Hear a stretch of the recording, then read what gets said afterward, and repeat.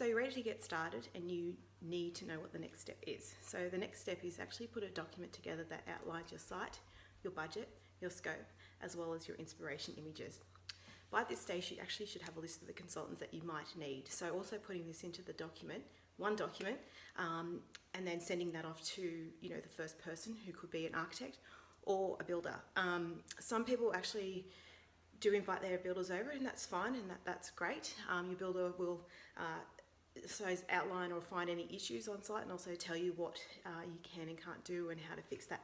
But a good idea is actually having an architect come to your site, because your architect actually needs to protect your money and cannot give you any sort of false and misleading information about your budget. So with that in mind, architects also know what you can and can't do with your site.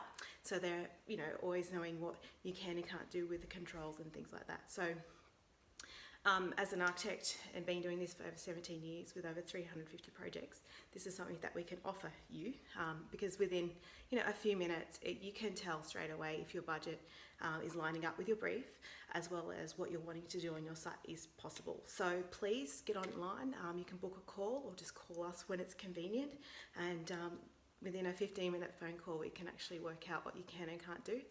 And look, we'd love to hear from you, and have a great day. Thanks.